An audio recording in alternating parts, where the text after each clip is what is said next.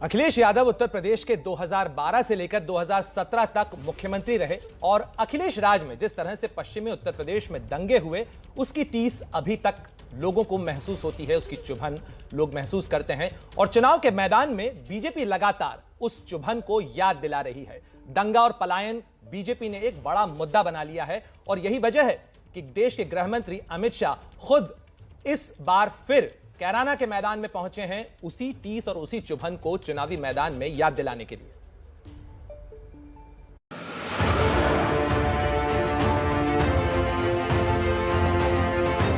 पश्चिमी उत्तर प्रदेश की 2 सीटें कैराना और सरधना बीजेपी के लिए एक बार फिर वोटों की बड़ी सौगात लेकर आता दिखाई देता है। उत्तर प्रदेश के शामली जिले में मौजूद कैराना वही विधानसभा क्षेत्र है जहां दंगों की वजह से सबसे ज्यादा पलायन हुए थे। बीजेपी इसे कैराना का मॉडल कहती है और इस मॉडल के जरिए वो एक बार फिर वोटों की वही फसल काटने की कोशिश में है। कैराना विधानसभा सीट अपने आप में एक सबसे दिलचस्प लड़ाई है। एक ऐसी सीट है जहां पर चौधरी हुकुम सिंह की चौपाल हमेशा लगी है तो वहीं मुनव्वर हसन का चबूतरा। लेकिन बात सिर्फ हिंदू, मुस्लिम, गुर्जर, जाट और इन सब की नहीं है, बात है ऐसे मतदाताओं की। इस पूरी सीट पर करीब 3,85,000 मतदाता हैं और इसी सीट पर 1,45,000 मुस्लिम मतदाता हैं। ऐसे में जिसकी लाठी उसकी भैंस, लेकिन जीत की कुंजी तो वोटर के हाथ में ही है। इकरा कैराना आई हैं, चुनाव के मैदान में उतर रही हैं। लंदन से यहाँ तक का सफर कैसे देखती हैं?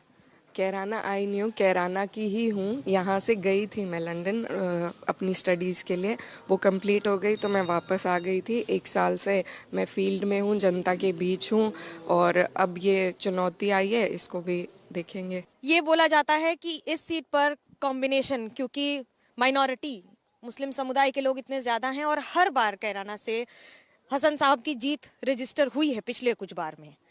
पिता के बाद अब इस सीट को जीतना कितनी बड़ी चुनौती आपके लिए? मेरे पिता भी यहाँ पर 7 बार विधायक रहे हैं कैराना विधानसभा में और सांसद भी रहे हैं।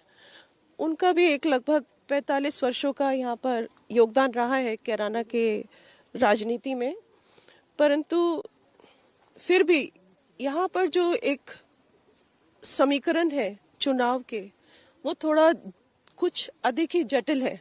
इस कारण ही थोड़ा मामला टफ हो जाता है। कैराना है जहां पहले से लोग पलायन कर रहे थे।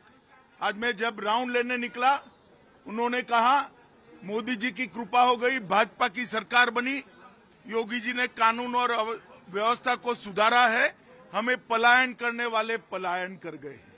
ये जो आत्मविश्वास उत्तर प्रदेश की जनता में मैं देख रहा हूं, मुझे लगता है कि आने वाले दिनों में उत्तर प्रदेश भारत का सबसे विकसित राज्य बनने जा रहा है। आज अभी मैं मित्तल परिवार के साथ बैठा था, कभी उनको भी पलायन करना पड़ा था।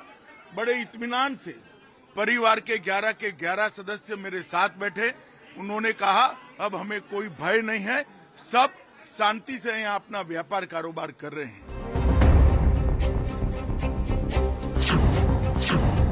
अब बात करते हैं सरधना की,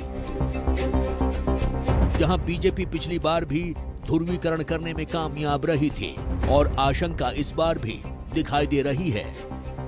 फर्स्ट फेज में है 55 सीटें डिक्लेयर हुई हैं। 55 में से मैं गारंटी के साथ कहता हूं कि 50 से 51 सीटें भारतीय जनता पार्टी जीतेगी। अब आप इसी से नुकसान और फायदे का आइडिया कर लेना। 55 में से पहली बार हमारे पास 45 थी, इस बार हम 51 और 52 सीटें जीतने जा रहे हैं। उनमें हमारे सामने उम्मीदवार है, उन उम्मीदवार को 2 बार जनता जिता चुकी है। वो आज तक जनता की अपेक्षाओं पर खरे नहीं उतरे।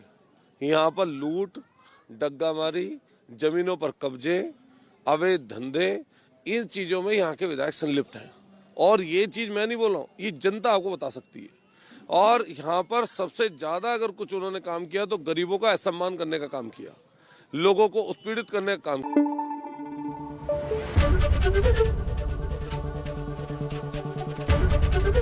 एबीपी न्यूज आपको रखे आगे।